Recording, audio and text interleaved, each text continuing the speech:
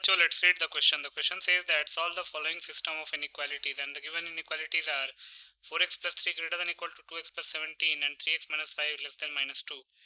इस क्वेश्चन में दो इनइक्वालिटीज दे रखी है, दोनों को सॉल्व करना है। बहुत ही सिंपल सा क्वेश्चन है। पहले हम की कॉन्सेप्ट लिख लेते हैं।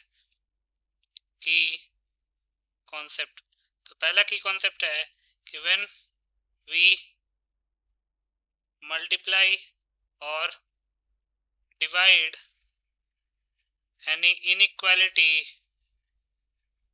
on both the sides by a negative number, then sign of inequality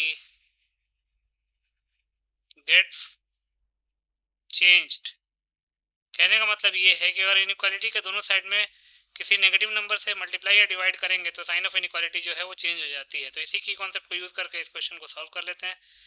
तो गिवन इनइक्वालिटी इज, दो इनइक्वालिटीज हैं। Given inequalities are 4x plus 3 greater than equal to 2x plus 17, इसको हम फर्स्ट इनइक्वालिटी मान लेते हैं, और 3x minus 5 less than minus 2, इसको हम सेकंड इनइक्वालिटी मान लेते हैं।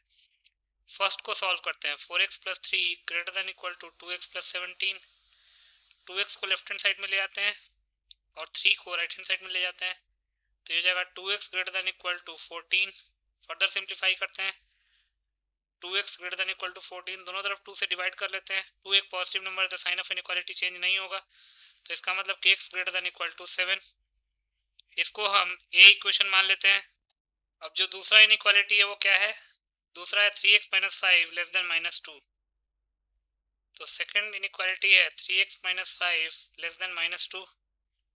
तो माइनस 5 को राइट हैंड साइड में भेजेंगे तो माइनस 2 प्लस 5 हो जाएगा, तो जाएगा 3x less than 5 minus 2 that is 3। अब ये क्या होगा? x less than 3/3 that is x less than 1।